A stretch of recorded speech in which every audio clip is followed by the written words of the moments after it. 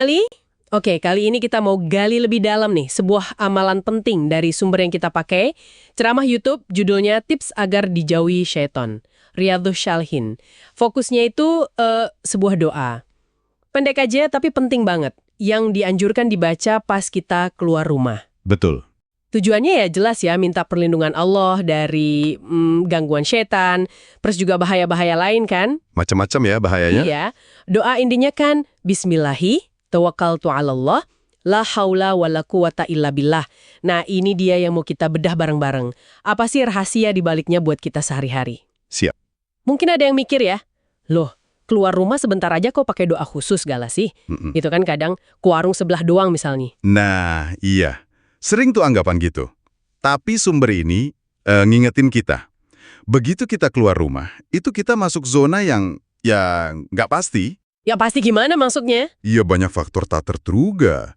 Sumbernya nyebutin bisa aja niat jelek orang lain kan? Kita nggak tahu. Atau ya hal sepele, kelalaian, supir ngantuk lah, atau kita sendiri kesandung. Oh iya ya. Resiko itu ada terus. Nggak peduli dekat atau jauh tujuannya. Mau ke warung, mau ke masjid dekat rumah. Jadi, bahaya kalau kita anggap remeh gitu. Oke, masuk akal banget. Nah, sekarang kita lihat doanya nih. Ada 3 bagian utama ya. Bismillah, terus tawakkaltu 'alallah, sama la haula wala quwata illa billah. Bisa dijelasin dikit inti maknanya? Tentu, tentu. Yang pertama, bismillah. Artinya kan dengan nama Allah. Ini kayak kita izin gitu ya, buka aktivitas kita sambil minta tolong sama Allah. Minta biar dilancarkan gitu. Iya, minta biar langkah kita ini ada berkahnya, ada kebaikannya. Gitu. Oke, terus yang kedua, tawakkaltu 'alallah. Nah, ini aku bertawakal kepada Allah. Ini poin pentingnya, penyerahan diri. Total. Kita serahin urusan kita di luar itu ke Allah. Pasrah gitu aja berarti. Bukan pasif ya. Penting nih, bukan berarti diam aja. Tapi hati kita tuh percaya penuh Allah yang atur. Walaupun nanti hasilnya mungkin ya beda dari harapan kita. Menarik. Sumbernya bilang ini beda ya sama orang yang terlalu pede. Betul, beda banget sama yang ngandelin diri sendiri aja. Merasa bisa atasi semua sendiri. Tawakal ini justru kebalikannya. Oke, jadi udah minta tolong, bismillah, terus kita serahkan hasilnya, tawakal. Nah yang terakhir gimana? Yang terakhir, la haula wa la quwata illa billah. Artinya, tiada daya upaya menghindari keburukan dan gak ada kekuatan raih kebaikan kecuali ya karena Allah. Wah, ini pengakuan ya berarti. Gak punya daya apa-apa tanpa Allah. Semua gerak kita, perubahan kondisi, kekuatan apapun, itu sumbernya cuma dari Allah. Ini penting banget ya kayaknya, biar nggak sombong kalau berhasil. Tepat. Biar nggak sombong kalau sukses, dan juga nggak putus asa kalau gagal atau kena musibah. Jadi kayak rem spiritual gitu loh. Wah, keren ya kalau dirangkai gitu. 3 bagian jadi satu kesatuan kuat. Niatnya ada bismillah, sikap hatinya pas tawakal, terus pengakuan sumber kekuatannya jelas, la haula. Nah, katanya ada jaminan khusus nih buat yang baca doa ini sungguh-sungguh. Apa aja tuh? Iya, bener. Hadisnya itu ngejamin 3 hal penting buat yang baca. Pertama, dia bakal dikasih petunjuk. Dibimbinglah, hudita. Dikasih petunjuk. Kedua, dicukupkan kebutuhannya, kufita. Apapun yang dia perlu di luar itu, Allah cukupkan. Dicukupkan. Oke. Dan ketiga, dilindungi dari segala macam keburukan. Ukita, aman pokoknya. Paket lengkap banget kan? Diberi petunjuk, dicukupkan, dilindungi. Udah mantap banget itu. Tapi ada lagi kan ya, soal setan. Nah, ini dia yang seru.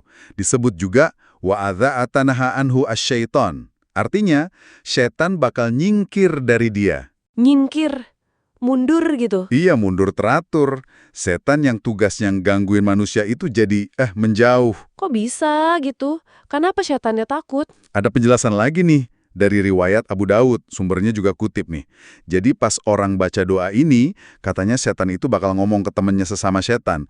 Gimana caranya kamu mau goda orang yang udah dikasih petunjuk, udah dicukupi, udah dilindungi sama Allah? Wah, sampai segitunya ya? Iya, seolah mereka bilang, wah ini orang udah dijaga ketat nih, susah ditembus.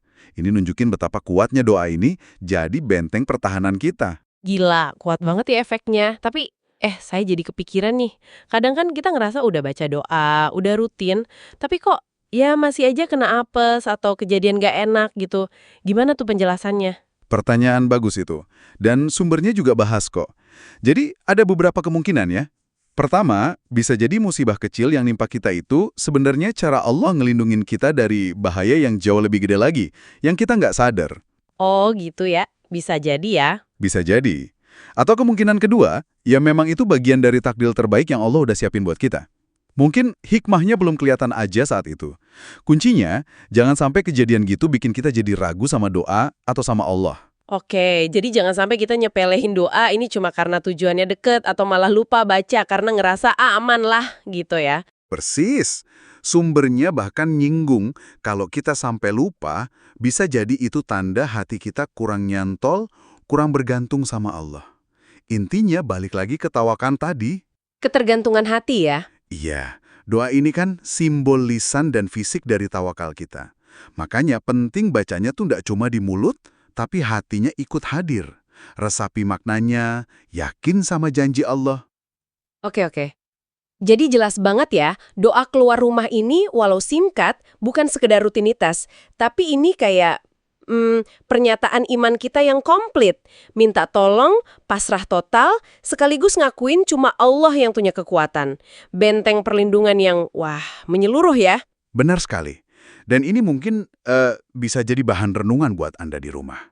Sumber kita kan nyebut ya, pikiran negatif, cemas, pesimis, putus asa, itu seringnya datang dari bisikan setan. Tujuannya biar kita lemah. Iya juga ya. Nah, coba deh direnungkan. Gimana kalau kita amalkan doa ini secara sadar, benar-benar hadirkan makna tawakal dan la haula wala quwata illa billah di hati kita. Apakah ini bisa jadi senjata kita juga buat ngelawan pikiran-pikiran negatif tadi? Jadi nggak cuma pas keluar rumah aja ya. Iya, nggak cuma pas keluar rumah, tapi juga pas hadapi tantangan hidup, ketidakpastian sehari-hari. Mungkin ini bisa jadi benteng mental juga ya, bukan cuma perlindungan fisik di luar. Gimana menurut Anda? Selamat datang kembali